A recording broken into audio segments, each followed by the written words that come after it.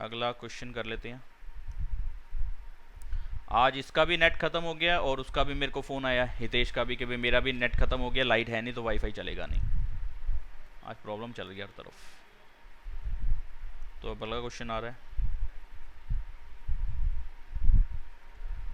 ये थोड़ा सा अच्छा क्वेश्चन आया आप सामने।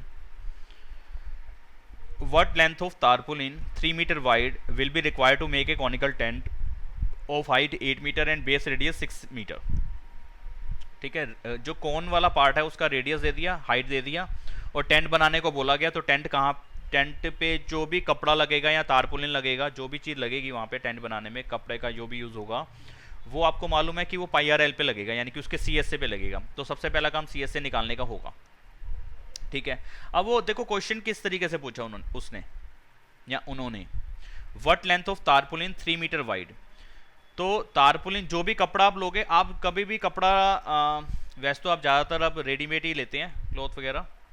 तो अगर हम स्टिच कराने जाएं तो कपड़ा हमें किस शेप में मिलेगा, रेक्टेंगुलर शेप में मिलेगा। ये तो है नहीं कि अगर हम कहेंगे यार मुझे रेक्टेंगल में होता है। है ना, मैंने क्या बोल दिया, मैंने कुछ और बोल दिया क्या, मैंने नो सर। मैंने रेक्टेंगल शायद बोला, मुझे लगा मैंने कॉनिकल तो नहीं बोल दिया। तो अगर आप कोई जाओगे कहोगे यार मेरे को पैंट सिलवानी है, तो वो पैंट आपकी जो दो रेक्टेंगल काट के थोड़ा ना दे देगा, कहेगा ये किस टांग पे लगा लियो, किस टांग पे लगा लियो। ऐसा तो होता नहीं। या शर्ट स्टिच कराने जाते हो या कपड़ा लेने जाते हो तो उसका कपड़ा हमारे को एक रेक्टेंगुलर शेप में दे देता है या वो स्क्वायर शेप में दे देता है, ऐसे ही कुछ मान लो, है ना। रेक्टेंगल या स्क्वायर वो एक जैसी डायमेंशन हो गई, लेंथ और ब्रेथ दोनों में आता है। ठीक है जी, तो कपड़ा तो मुझे इसी शेप में मिलेगा, वो ऐसा तो देगा नहीं सर्कुलर काट के दे देगा या बिल्कुल एग्जैक्ट कॉनिकल काट के दे देगा, ऐसा तो कोई मतलब बनता ही नहीं है वहाँ पे। आपको इस चीज़ समझ में आती है, कपड़ा आपको इसी शेप में मिलेगा, रेक्टेंगुलर शेप में। तो कहते हैं तारपुलिन आपको, what length of tarpaulin 3 metre wide will be required. तो यानी कि आपको तारपुलिन जो भी कपड़ा आप ले रहे हो, तारपुलिन मतलब क्लॉथ ही समझ लो अभी फिलहाल आप, ठीक है। तो जो तारपुलिन आप ले रहे हो उसका जो वेट है वो आपको पहले से ही दे रखा है क्वेश्चन में कि 3 मीटर चौड़ा ये कपड़ा होगा, उसकी वेट होगी 3 मीटर की। ओके, तो अब इससे मुझे एक कौन बनाना है, एक टेंट बनाना है जो कि 8 मीटर हाइट का है और 6 मीटर उसका रेडियस है। एक मुझे कौन बनाना है, मतलब कि टेंट बनाना है। ठीक है, तो इस पे इस जगह पे कपड़ा लगेगा ये वाला। मैं ऐसा करता हूँ ब्लू शेड, ब्लू, और ये तो ब्लू कर देता हूँ, ये ब्लू शेड कर दी मैंने। यानी कि इसके सर्कुलर पार्ट पे नहीं लगेगा कपड़ा, सिर्फ सी एस ए पे लगेगा। अब शेड करते टाइम में अब उसको कैसे हटाऊं, तो आप इस बात को समझ सकते हो। तो ये वाला कपड़ा लगना है। चलो आगे बढ़ते हैं, क्या कह रहे हैं वो आगे।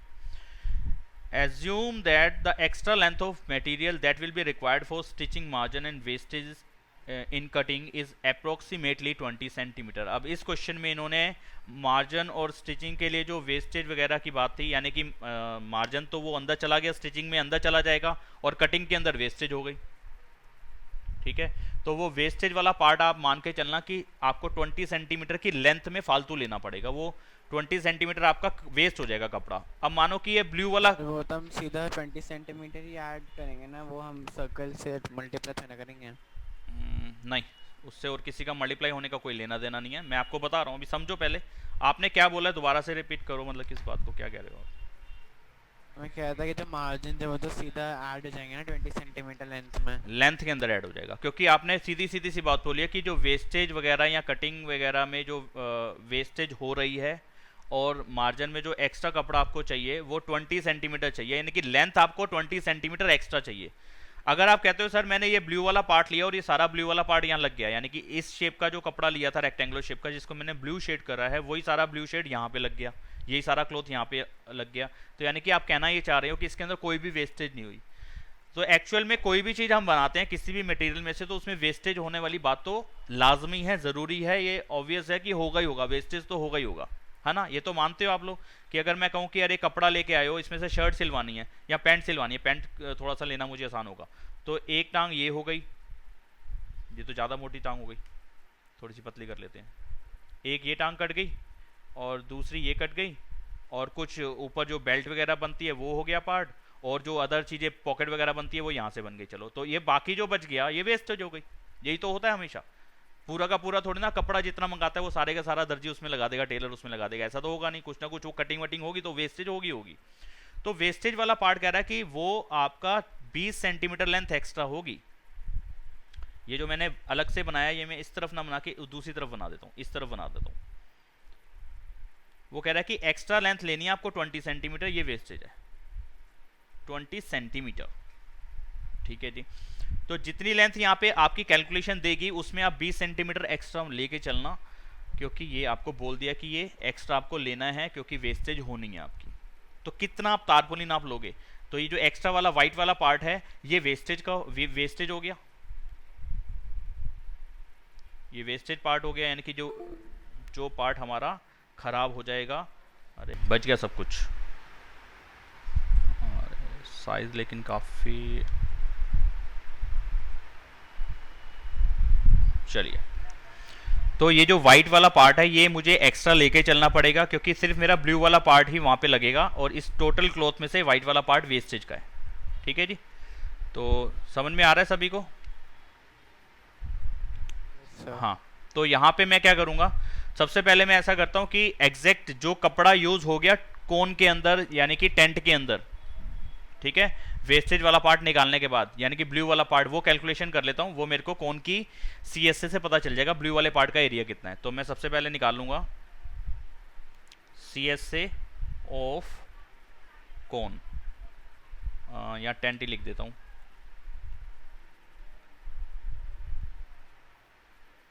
मीटिंग एंड होने वाली है, रीज्वाइन कर लेना अपने आप। तो पाई आर एल 22.7, रेडियस कितना था जी 6, और एल वाला पार्ट तो है ही नहीं, तो सबसे पहले मुझे एल निकालना पड़ेगा। हाइट दे रखा है, आर दे, तो सबसे पहले बेटा मुझे एल निकालना होगा। जो रिलेशन अभी अपने ऊपर सीखा था कि L square is equal to H square plus R square, इसका यूज़ करके एल निकलेगा। एच की वैल्यू दे रखी है अपने को 8 और आर दे रखा है 6, 8 स्क्वायर और 6 स्क्वायर 64, 3600 एल स्क्वायर आएगा यहाँ पे। तो एल स्क्वायर आ जाएगा 100, तो एल की वैल्यू कितनी हो जाएगी √100 यानी कि 10। ये तो आसान था। तो एल आ गया यहाँ पे 10। फ़ायदा क्या हुआ? सर 22/7 की जगह 3.14 लेंगे, क्वेश्चन में मेंशन है। मेंशन है, ठीक है। तो फिर बहुत बड़ी गलती करने लगे थे यहाँ पे, मतलब कि ज़्यादा बड़ी नहीं, ठीक ठाक आ ही जाता लगभग आंसर हमारा। 3.14 इंटू 60 हो जाएगा।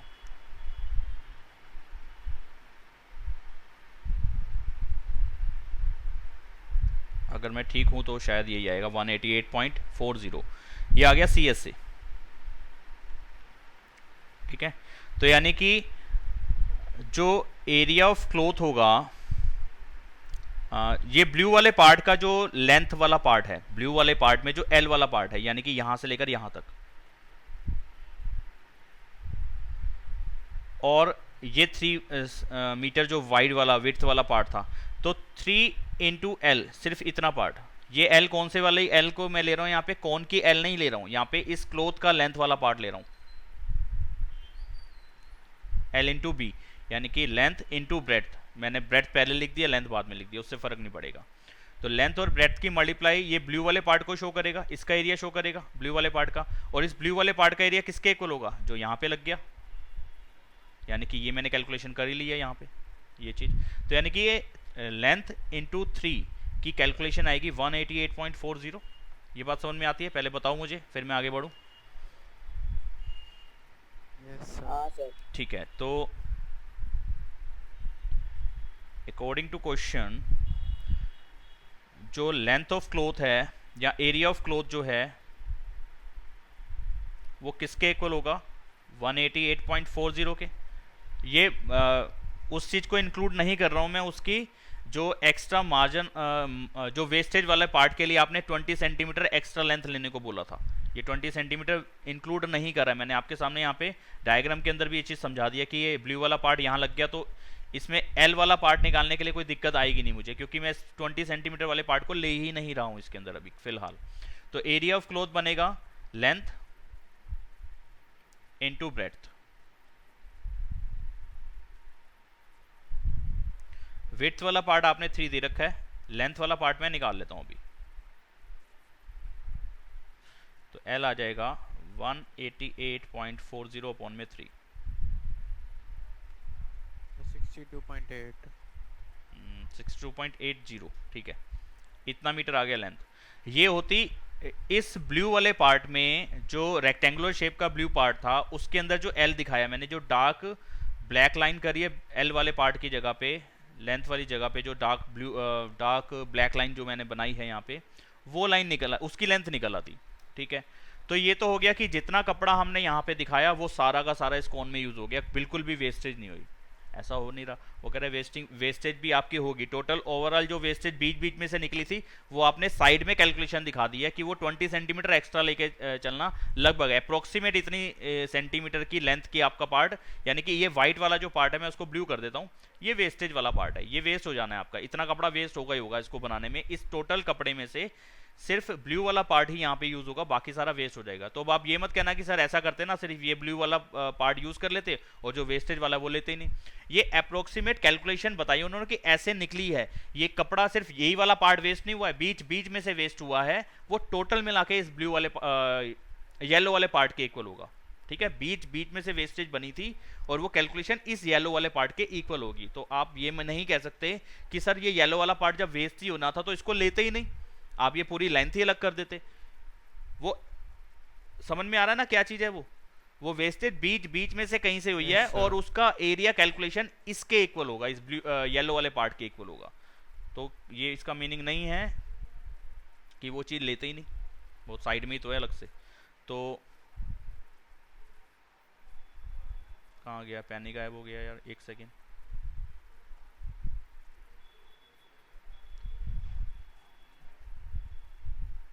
तो लेंथ ऑफ क्लॉथ या तारपुलिन वो कितना आ जाएगा, 62.8 तो एक्चुअल लेंथ बनती है जो यूज हो गई।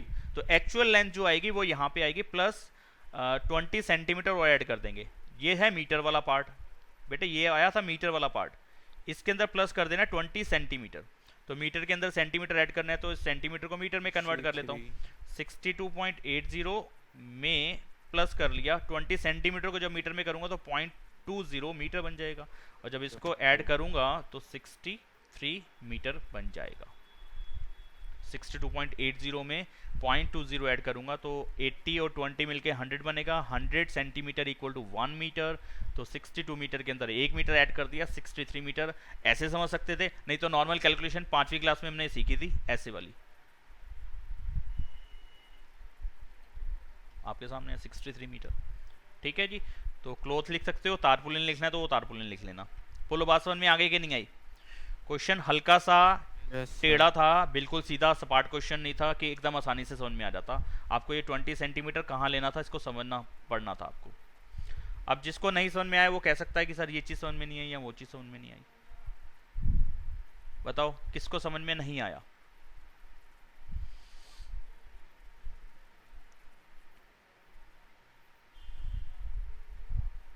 आ गया, ठीक है।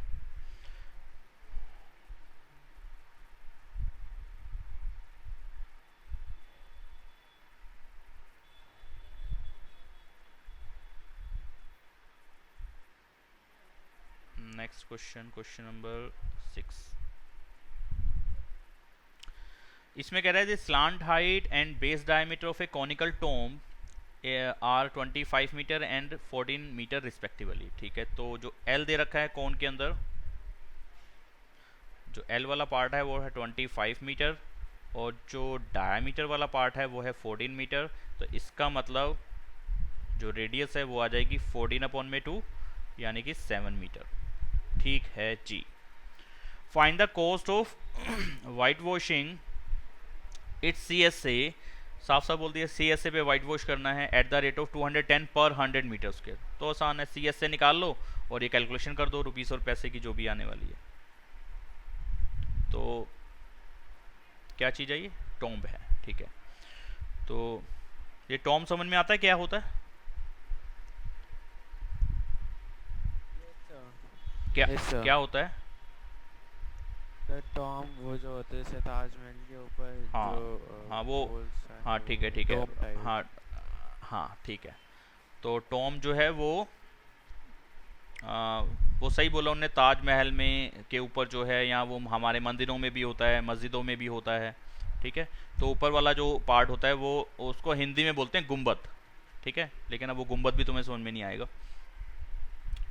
तो ऐसे करके जो हो गया, जैसे हमारे मंदिरों के अंदर बना रखा होता है ना इस तरीके से ऊपर, हाँ तो सर, होता है हाँ है। वो कॉनिकल पार्ट वो उस तरीके का थोड़ा सा, ठीक है। तो वो अब अब यही बता सकता हूँ, और क्या बताऊँ मैं, कुछ ऐसे, ठीक है। तो इस पार्ट पे, इस कॉनिकल पार्ट के अंदर वाले पार्ट पे या कहीं पे भी वाइट वॉश करना है। अब बताया नहीं तो दोनों तरफ करना है, सिर्फ एक ही तरफ का मान के चलना है अपने हमें। तो इसका सी एस से निकाल लेंगे। तो सी एस से ऑफ टॉम, यानी कि सी एस से ऑफ कौन लग जाएगा क्योंकि कॉनिकल है। तो क्या होता है पाई आर और एल। चलो अब आर भी दे दिया एल भी दे दिया, कोई परेशानी वाली बात है नहीं।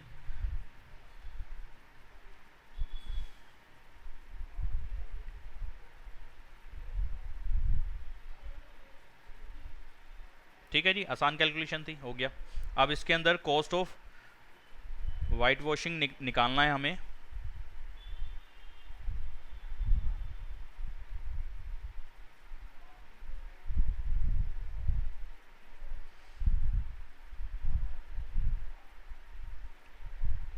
पर 100 मीटर स्क्वायर, यानी कि इस रेट से मुझे उसकी कैलकुलेशन निकालनी है कि 100 मीटर स्क्वायर के लिए 210 रुपये पे करने हैं, ठीक है। यानी कि 100 मीटर स्क्वायर एरिया पे पेंट करने के लिए आपको पे करने हैं 210 रुपीज़। 1 मीटर स्क्वायर एरिया को निकालने के लिए, यानी कि 1 मीटर स्क्वायर एरिया पे पेंट करने के लिए कितने रुपए खर्च होगे भाई, 210 अपॉन में 100। ज़्यादा का पता है, एक का निकालना है, डिवाइड करा दिया। अब एक का पता है, जितने मर्जी का निकालना है मल्टीप्लाई करा देना। अब 550 का निकालना है, तो कॉस्ट जो निकलेगी 550 मीटर स्क्वायर की, वो निकलेगी 210 बाय 100 इंटू 550। 21 into 55। हाँ मैं कुछ गलत कर गया क्या, किसी का मैसेज आया, मैं मैसेज नहीं पढ़ रहा अभी फ़िलहाल। 1 0 से 0 भी कट जाएगा। तो एक सेकंड बोला तो था यार आपने, 1 मिनट मैं खुद ही कर लेता हूँ। 55 इंटू 21 1155 आ रहा है, देखना।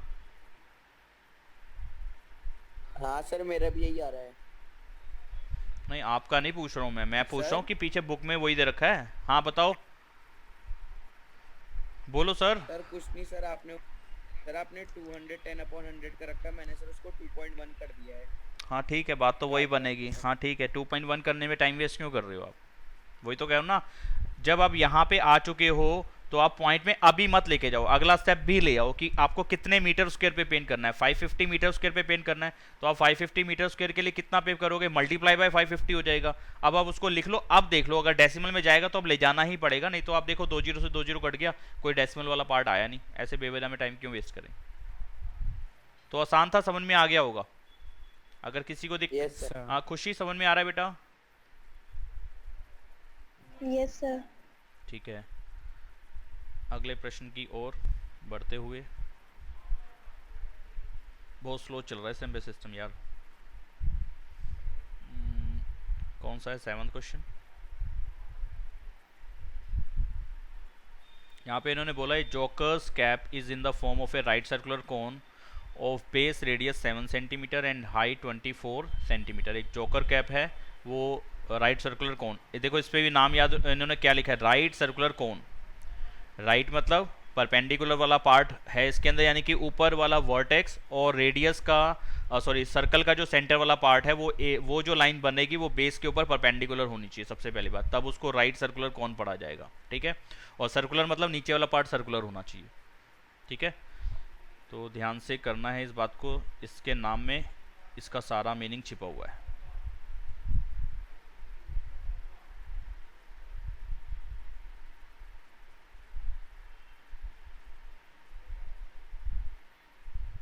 बेस पार्ट सर्कुलर है, और ये सेंटर वाला पार्ट यानी कि सर्कल का सेंटर और ऊपर वाला वर्टेक्स, इसको जो ज्वाइन करके लाइन बनेगी वो बेस के ऊपर परपेंडिकुलर होना ज़रूरी है, अदरवाइज वो ये नहीं बोल सकते राइट सर्कुलर कौन, या जिस टाइप का कौन हम पढ़ रहे हैं। ठीक है, कहीं आप ऐसे ना बना दें।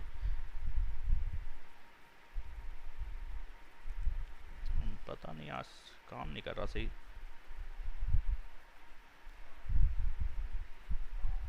ये नहीं है, इस पे काम नहीं होगा। ठीक है, इसकी बात नहीं कर रहे वो।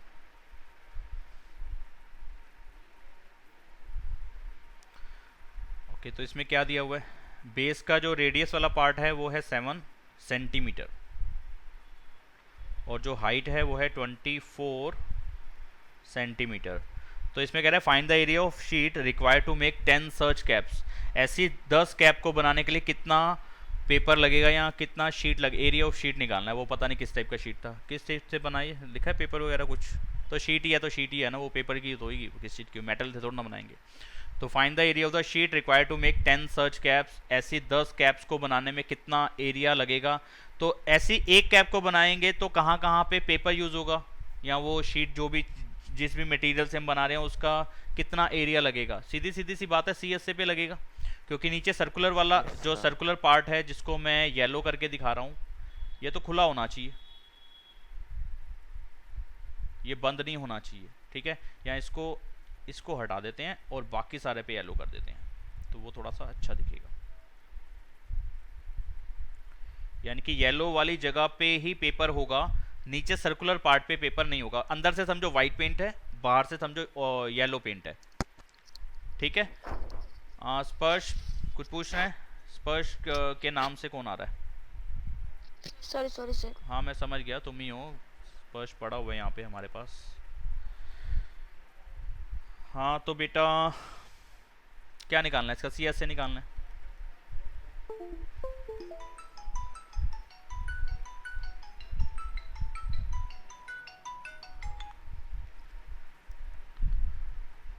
CSA ऑफ कौन, पाई आर एल। एल नहीं मालूम ना, एल निकालना पड़ेगा, साइड में एल निकाल लेता हूँ। L square is equal to H square plus R square. H कितना है 24, आर कितना है 7,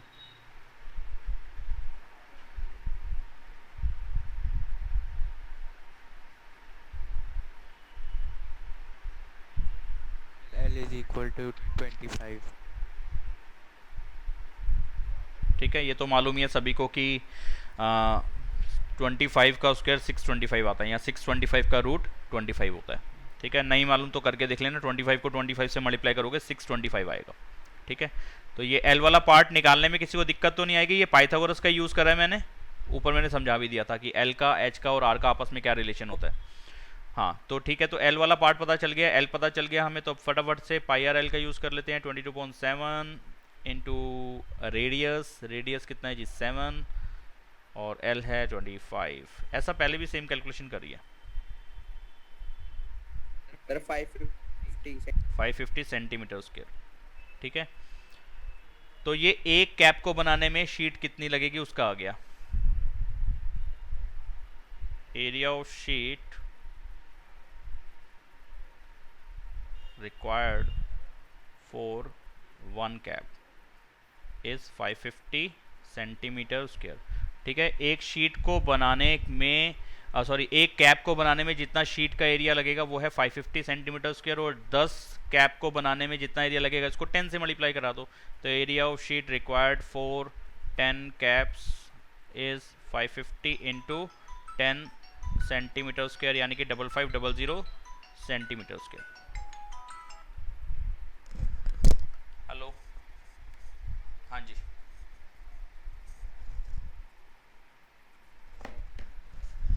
हाँ तो बेटे समझ में आ गया होगा, आंसर चेक करके बताओ मेरे को। हाँ ठीक है, सर यही है। ठीक है, आगे बढ़ते हैं।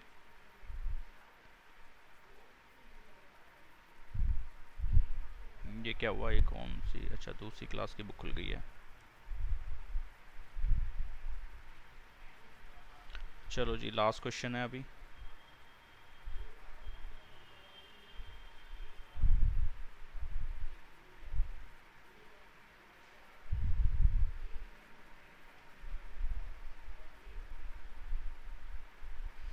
हाँ जी, यहाँ पे क्या कह रहा है, a bus stop is barricaded from the remaining part of the road.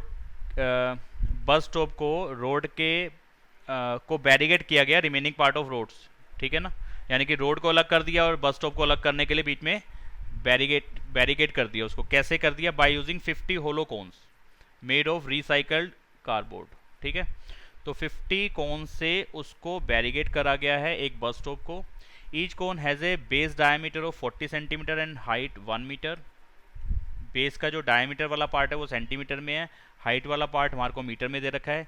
If the outer side of each of the cone is to be painted and the cost of painting is ₹12 per metre square, what will be the cost of painting all these cones. और pi की value को 3.14 लेना है, और root में अगर आपके पास कहीं आ जाए 1.04 इस क्वेश्चन में, यानी कि आएगा, इसलिए उन्होंने दिया ऐसा कि रूट में अगर 1.04 कहीं पे आ जाए तो उसकी जगह पे 1.02 यूज़ कर लेना आप, उसकी कैलकुलेशन आप खुद मत करने बैठना।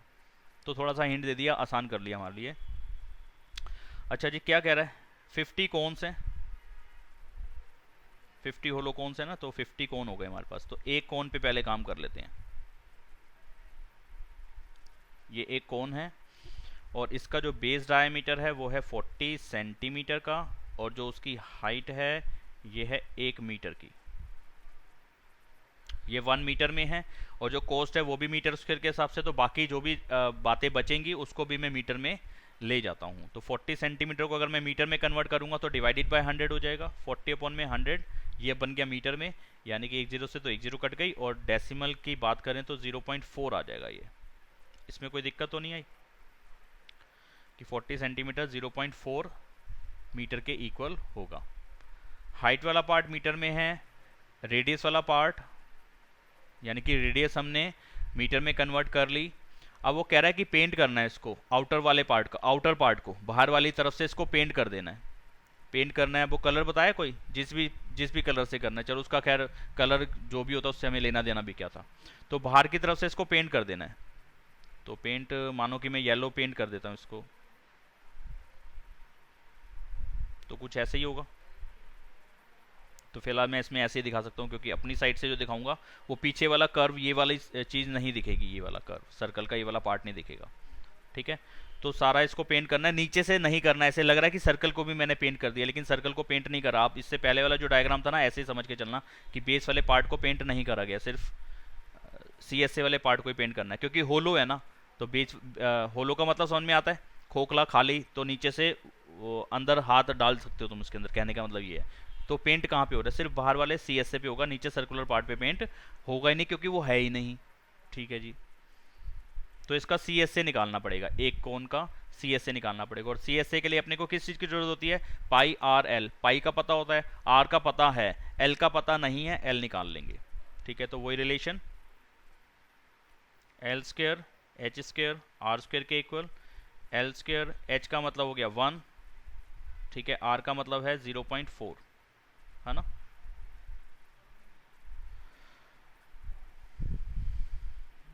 तो एल स्क्वायर कितना आ जाएगा, 1 प्लस, रेडियस 0.2 है। क्यों, रेडियस है ना, ये डायमीटर था। सर डायमीटर है। डायमीटर है, मैंने रेडियस लिखा हुआ है, तभी तो कुछ कहूँ कैलकुलेशन मिस्टेक क्यों बन रही है यहाँ पे।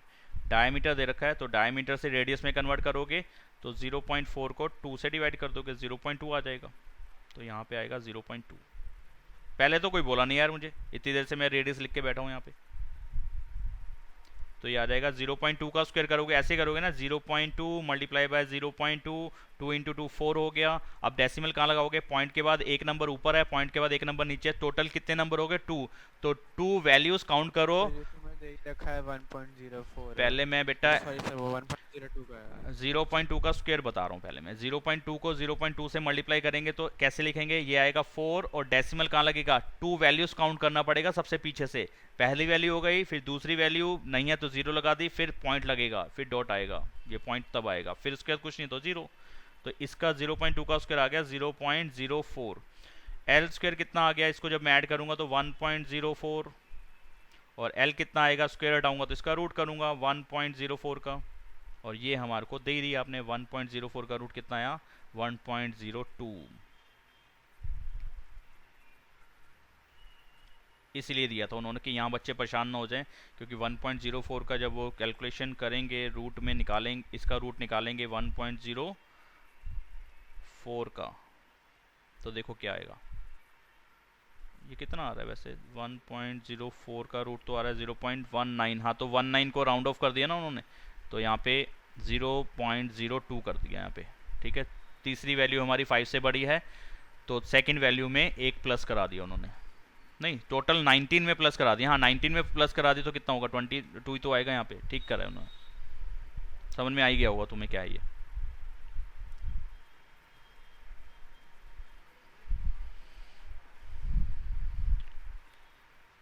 अरे दोबारा से पेस्ट हो गया। अरे समझ में आया कि नहीं आया भाई? Yes sir. हाँ सर आ गया। Yes, sir. एक सेकेंड, हाँ थोड़ा स्लो चल रहा है ना, बार बार थोड़ा सा अटक के काम हो रहा है इस पर।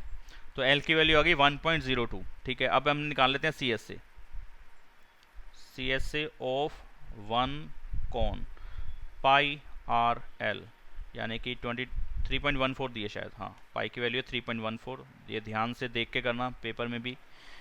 पाई आर कितना है 0.2 और एल कितना है 1.02, तो सब कुछ पॉइंट के अंदर, ठीक है। तो सी एस से ऑफ 50 कॉन्स कितना आ जाएगा, इसको 50 से मल्टीप्लाई कर दो,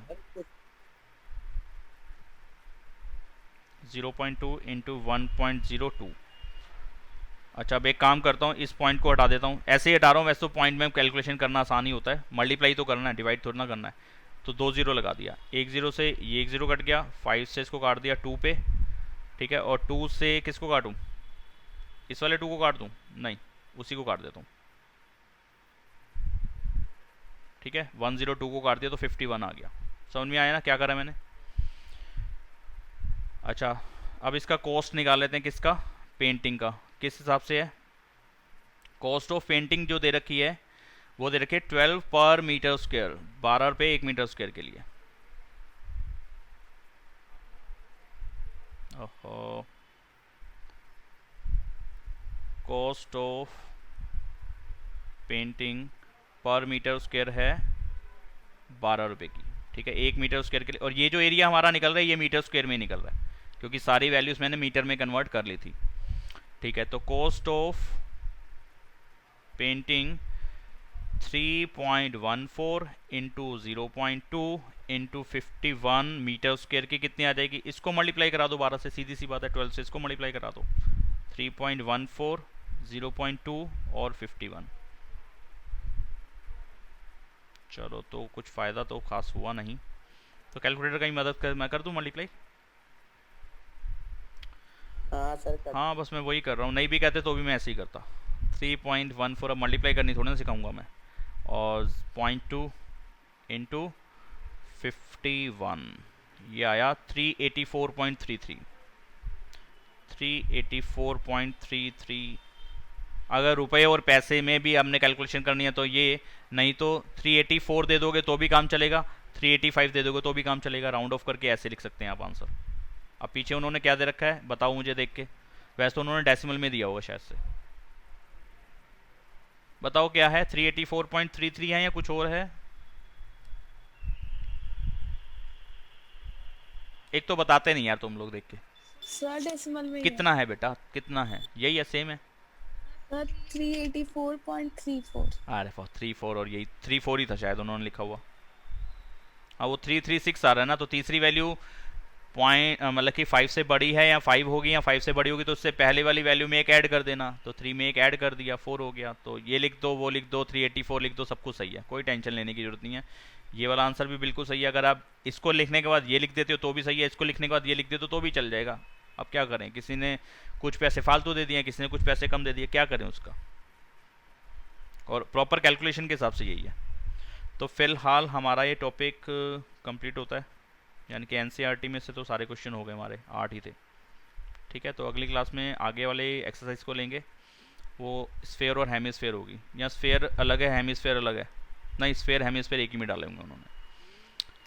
तो ठीक है, आज का इतना टॉपिक हुआ है। अब बताओ इसमें कोई डाउट है आपका तो बताओ, कुछ पूछना चाहते हो तो बताओ, ठीक है। तो फिर आज के लिए इतना ही, बाकी करेंगे अगली क्लास में नया टॉपिक, तब तक के लिए बाय बाय।